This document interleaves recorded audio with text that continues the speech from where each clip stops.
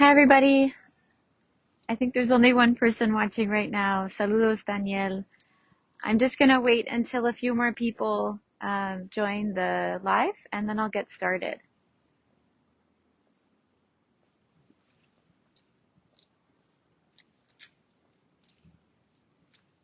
Could you guys let me know if you could hear me okay? Just by liking the video?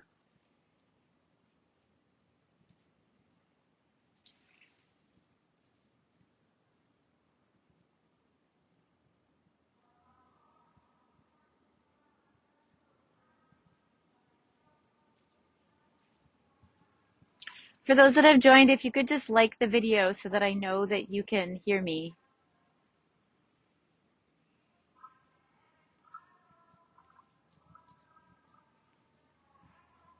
Si me puede escuchar, si pueden dar un like para que sepa que me pueden escuchar.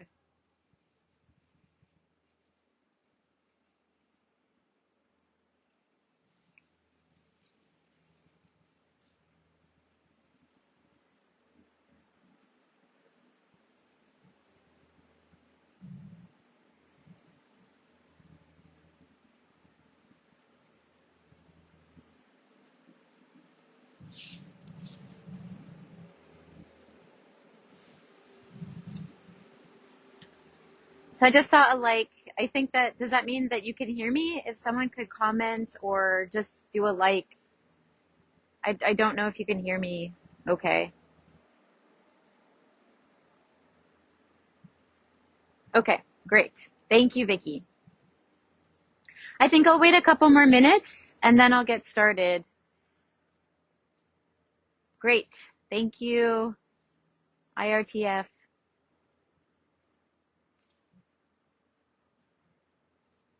Thank you, Lines for Global Justice.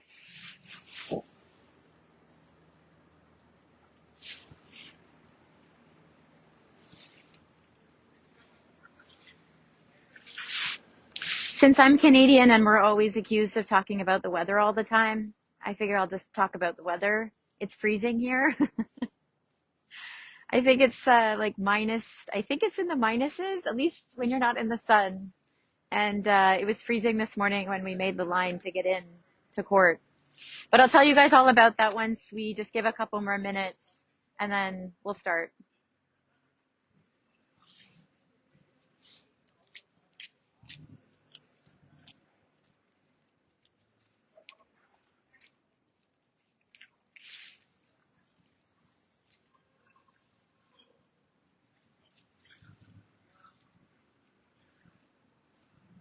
Yeah, I think that must be the case, Vicky. Okay, so I'll get started, and people, this is always posted online so people can watch it. I mean, there's kind of a lot to tell, really. I'm not sure how interested people are to hear about how things are going, but I'll give a sort of summary of what's happened so far today, and then I'll talk a little bit about the campaign specifically, and then what the campaign is going to be doing throughout the trial. So this morning at the entrance of the Southern District Court, which is behind me, this is the exit. The entrance is on the other side of the building. There was, by the time I got there this morning, a little bit before 7 o'clock, there was already about 10 people in line. And so people were getting there quite early. The court doesn't open until 8. So we waited in the freezing cold. I think it said it felt like it was -8 degrees Celsius. So we waited in the line, and then the court opened, and there was quite a lot of people here, Hondurans, a lot of Honduran media outlets, some international media as well. We're making the line, and we finally got in. So today is jury selection, And so right now, I just left the court and they're doing jury selection right now. It looks like they're going to choose 12 jurors, and then they're going to have six alternative jurors just for backup, which is kind of unusual. I think they usually do two or they do four. So they're doing additional ones for this trial.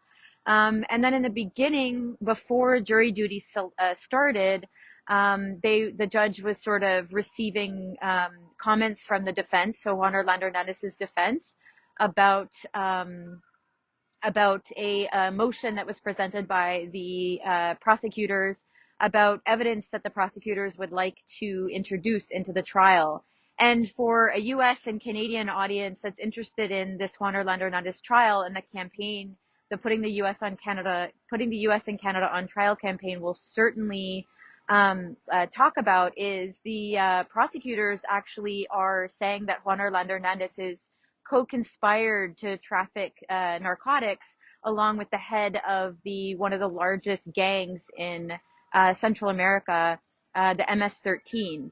And so that's really, really important for a lot of Hondurans and for in my opinion, for people that live in the United States and Canada, because when you read the media about why Honduras is such a dangerous place and why people are fleeing, they often talk about gangs, and they talk about street gangs, these very powerful street gangs.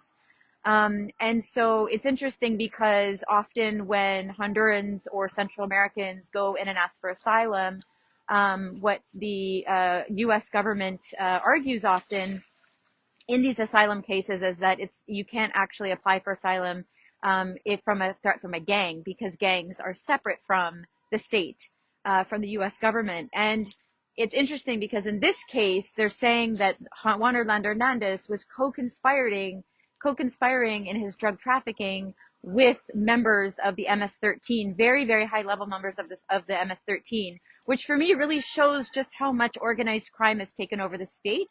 And now it's very clear that the MS-13 works with drug traffickers that up to the highest levels of the presidency in Honduras.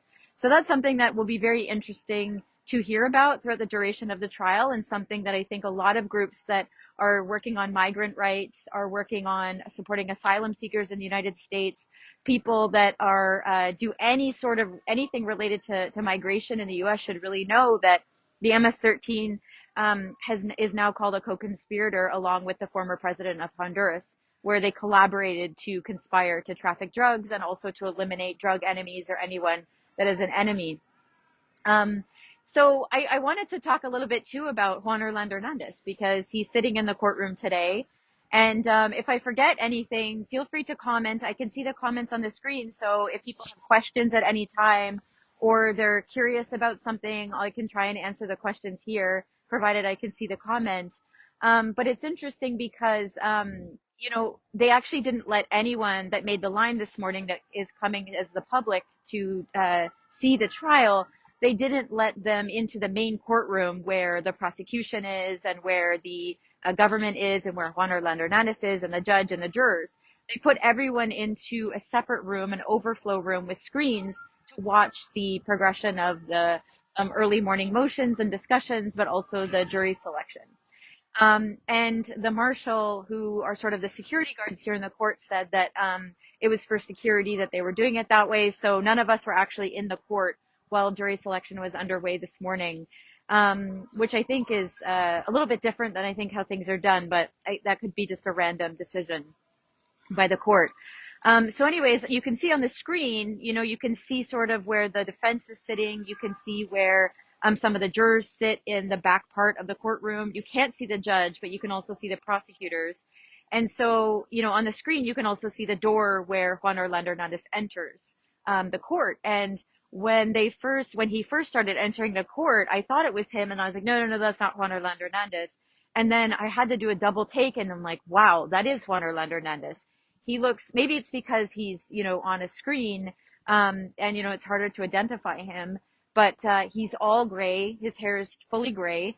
And he looks like a little bit chubbier in the face based on like how I saw him in the video. But it was really shocking because everyone in the court that were with me, and I'm with a lot of Hondurans, were quite surprised that that was Juan Orlando Hernandez, because it certainly didn't look like him. And he sat there next to his two lawyers, one lawyer on either side, with the two marshals that were sort of guarding him, behind him, dressed in suits. And Juan Orlando Hernandez was dressed in a suit as well, which, according to his spouse in Honduras, Ana Garcia, she sent the suits that he wore during his when he took power, the formal ceremony where he was inaugurated as president, and he will use those suits throughout the duration of the trial. So jury selection is underway right now. It could last all today. It could go into tomorrow, or it could be a very speedy process. But I think it is interesting to note that Juan Orlando Hernandez's defense have jury selection specialists. There's two of them in there, as well in the court. So obviously, at one point, Juan Orlando Hernandez's defense got up and said, can we have the names of the prospective jurors? And the judge was like, why? Why do you want to know that? Are you going to tell your client? So again, like, really sensitive information, sensitive issues here. So jury selection will take place today until it's finished, until they select the 12 main jurors, and then they'll have 6 alternate jurors in case something happens to the main jurors. So that's sort of what's happening today. I mean, it's only been going on for a couple of hours. But I just wanted to talk a little bit about the putting Canada and the US on trial, and what we're going to be doing throughout this trial. There's a lot of Honduran press that are in there that are reporting sort of minute to minute all the information and the details that come out from the trial. But I don't think necessarily that we're going to do that as a campaign. Although, we're certainly open to answering questions if people have any specific questions about what's going on, or if they're not sure of something. The campaign's happy to help people that, want specific information for whatever reason. But what we're going to be doing is I'm going to be sitting in the courtroom, and when things are discussed throughout the course of the trial, I'm going to put out summaries of what's happening. So I'll put out, for example, what happened today, what were the key details, and what's going to happen tomorrow. And then we're going to have another section that says, what came out in the trial today, this is how it connects to Canadian or US policy and our role in Honduras since the coup.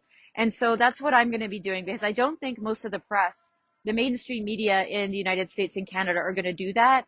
And they might not have the information to do it, but, the chances are that they're not going to be making those connections. And so we will be doing that as part of the campaign.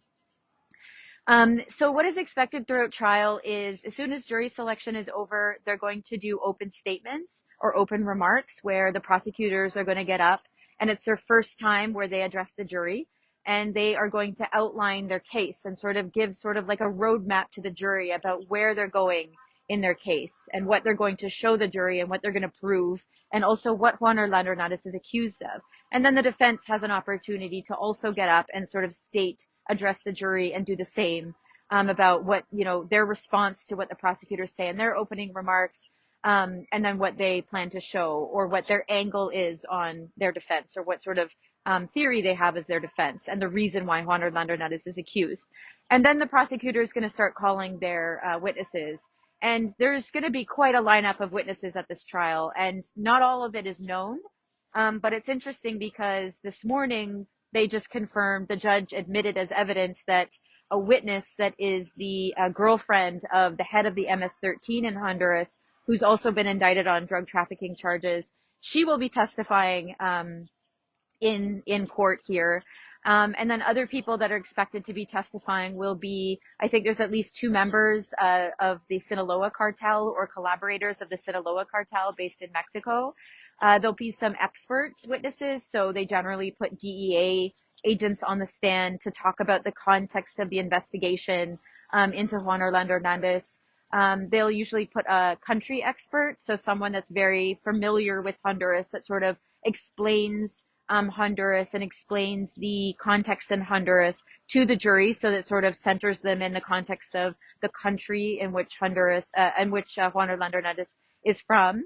And then they have a weapons expert that comes in, and it's quite dramatic because they bring in all of the actual weapons that are obviously, they're not active weapons, you can't use them, but they're to give the jury a sense of what kind of weapons Juan Orlando Hernandez is being accused of using to basically safeguard the drugs as he was, or the narcotics as he was running them through Honduras and into the United States. There's going to be a whole list of Honduran drug traffickers as well that will take the stand. So we know that a former mayor of the department in a municipality in Copan, Alex Ardon, he's a mayor and actually helped commit massive electoral fraud in 2013. He will be taking the stand. Another drug trafficker named El Rojo, that's his nickname. He will also be taking the stand, as well as one of the leaders of Los Cachiros, which is a drug cartel that's based in one of the departments where the Honduras Solidarity Network works quite extensively, or has over many years, or has for a while in the Aguan Valley region, where there's a very significant land conflict, basically caused by criminal groups that still remain active, that worked with the Cachiros, that are now, the star witnesses for the prosecution up here in the Southern District Court. And so you have a whole lineup of very interesting characters that will be taking the stand. And depending on the interest and depending on the response we get, I'm happy to come on and do lives if people want to hear day-to-day sort of lives about what's going on inside the court. But I think that our primary goal is to make the links with US and Canadian policy, which, again, is not going to happen in a lot of the coverage of this trial. And, I was talking to someone from an international press this morning, basically saying, this trial is so historical because it's in many ways, it really shows just how much support the US and Canada gave to a known drug trafficker for quite some time. And the US and Canada, they knew that he was, involved in drug trafficking. And in fact, like I was saying to the international press that in 2016, the DEA, there was messages leaked to the Honduran press of DEA agents saying that Juan Orlando Hernandez's brother was one of the highest level drug traffickers in Honduras. And so that was in 2016. And then there was elections in 2017 where the United States government and the Canadian government could have so easily pulled their support and not validated and legitimized electoral fraud, but they did, and they let Ho stand for a second term.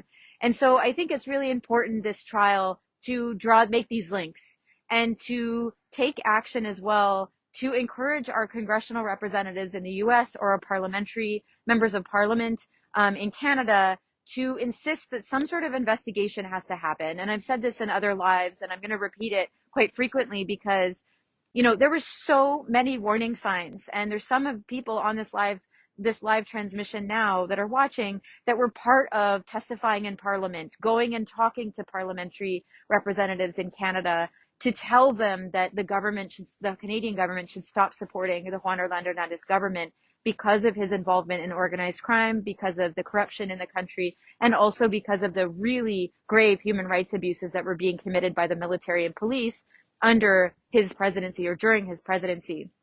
And the same goes for the United States. I mean, I think I counted, there was over 17 congressional letters from senators and from congressional representatives since 2009 that basically said, hey, we need to look at these issues. We need to cut military aid. We need to cut police aid. We need to push on issues of corruption. We need to be raising concerns about how dangerous it is to be an environmentalist, a land defender in Honduras. And those were largely ignored. And some of those 17 letters had over 100 representatives on them. And not to mention I think 2 or 3 pieces of legislation that were presented in the U.S. Congress since 2009 that basically called for the same thing. Suspension of aid, basically saying, whoa, what are we doing in Honduras? There's something wrong. We need to review what our policies are in this country. And they all fell on deaf ears.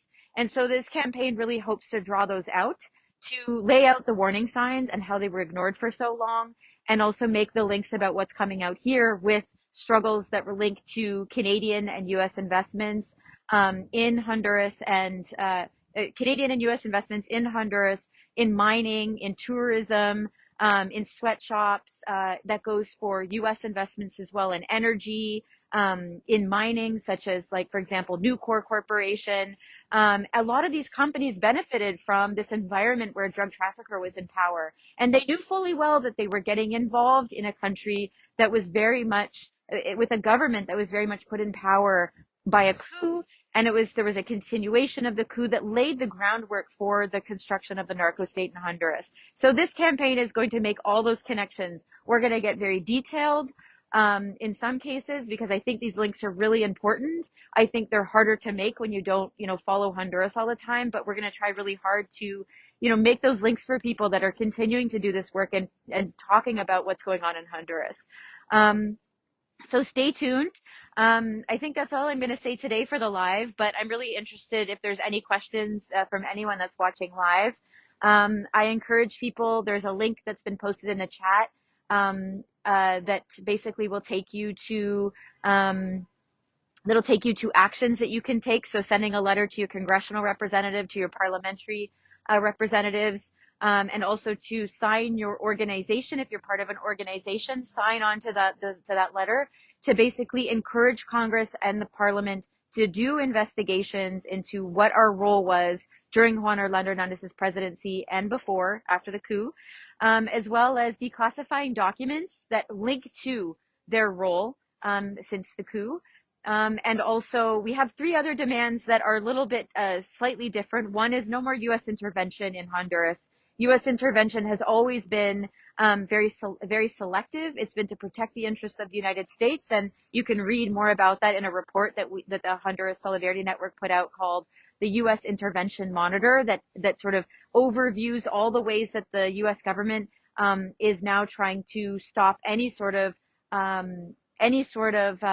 progressive reforms in Honduras since Juan Orlando Hernandez left power. We're also calling on reparations for victims of the DEA drug interdiction operation, where the DEA was responsible for killing 4 indigenous Mosquito people in 2012.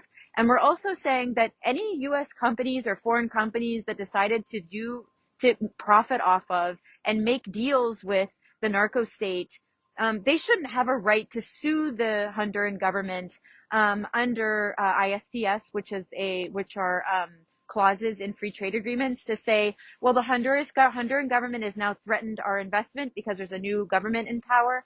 So because they're threatening our investment and we might lose profits, that we're going to sue the state of Honduras now. And and what I want to say to those companies is when you started investing in Honduras after the coup, there were very, very clear signs that you were benefiting from a very, very volatile economic and political situation. You benefited from violence, from protesters being killed, from people being put in prison, from people like Berta Cáceres that were murdered while defending their territories and their communities. And so you shouldn't have the right to sue the Honduran state for lost profits if you decided to do business deals in that environment.